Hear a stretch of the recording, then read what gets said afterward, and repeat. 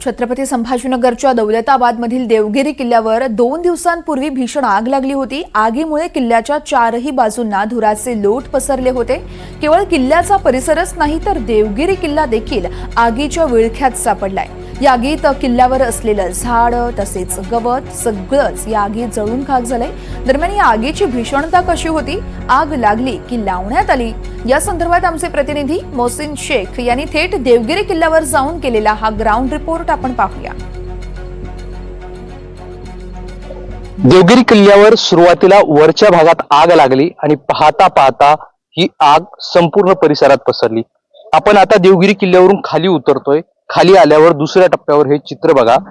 फक्त झाडं झुडपच नाही तर किल्ल्यावर असलेली साहित्य आहे, जी वायर आहेत, काही खांब आहे, ती सगळी जी आहे तर जळून खाक झाली आहे। आग एवढी भीषण होती, उष्णता आपण जर म्हटलं तर मोठ्या प्रमाणात जे आहे तर ऊन पडत आहे, वारा आहे आणि वारा असल्यामुळे ही आग जी आहे तर मोठ्या प्रमाणात जी आहे तर वाढत गेली। आणि तुम्हाला खालचं चित्र दाखवतोय किल्ल्याच्या वरून, तटबंदी पर्यंत ही आग पसरली होती। या तटबंदी आणि या परिसरात असलेली सगळी झाडं झुडपं अक्षरशः जळून खाक झालेली आहे। किल्ल्यावर अनेकदा आग लागलेली आहे, मात्र पहिल्यांदाच एवढी भीषण आग लागलेली आहे। आगीमुळे किल्ल्यातील चारही बाजूने धुराचे लोट जे आहे तर पसरले होते। परिसरात एकच खळबळ उडाली होती। या किल्ल्याच्या बाजूला जे आहे तर आपण बघितलं तर वसाहत देखील आहे, नागरी वसाहत देखील आहे। लोक देखील या जे आहे तर किल्ल्याच्या परिसरात राहतात। आणि जेव्हा आग लागली तर या परिसरात जे आहे तर वसाहती जे आहे तर त्या ठिकाणी देखील जे आहे तर नागरिकांमध्ये जे आहे तर भीतीचं वातावरण होतं। अनेक लोकांनी घर खाली करायला सुरुवात केली होती। पाणी जे आहे तर टँकरचे मागवण्यात होते, जे आहे तर मागवले जात होते आणि ही आग आपल्या घरापर्यंत पोहोचेल अशी भीती नागरिकांना होती। एकच खळबळ उडाली होती। त्यानंतर अग्निशमक दल या ठिकाणी आलं आणि आगीवर नियंत्रण मिळवण्याचा प्रयत्न केला। मात्र दुसऱ्या दिवसापर्यंत जी आगीचे जे आहे तर इथे पाहायला मिळत आपल्याला होती। आणि या आगीच्या विळख्यात जे आहे तर अनेक गोष्टी ज्या आहेत तर जळून खाक झालेल्या आहे।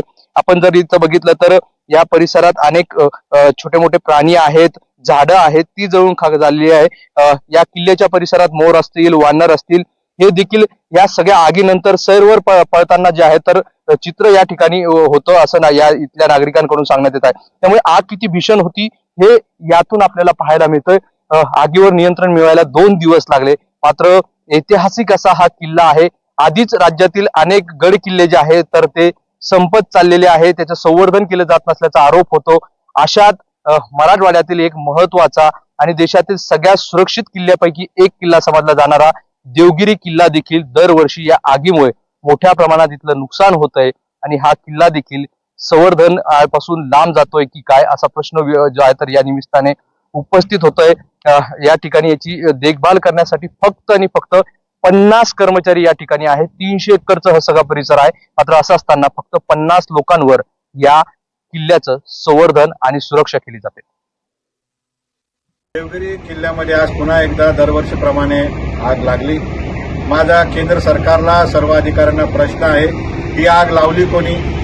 माझ्या माहितीप्रमाणे केंद्र सरकारच्या वतीने करोडो रुपये दरवर्षी साफसफाईसाठी देण्यात येतात।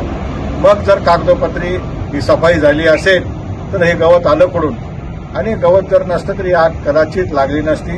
आज आमच्या गावामध्ये दौलताबाद नगरीमध्ये भीतीदायक वातावरण निर्माण झालेलं आहे। एकही व्यक्ती आपल्या घरामध्ये बसू शकत नाही, अशी भीषण आगीचा सामना या ठिकाणी केला जातोय। माझी केंद्र सरकारला विनंती आहे, तात्काळ सर्व अधिकाऱ्यांवर कठोर कारवाई करण्यात यावी, यांना बडतर्फ करण्यात यावं। तसंच चौकशी करत असताना मागील अनेक वर्षांचा रेकॉर्ड देखील या ठिकाणी तपासण्यात यावा, असं मी आवाहन, अशी विनंती संपूर्ण गावकऱ्यांच्या वतीने केंद्र सरकारला करतो।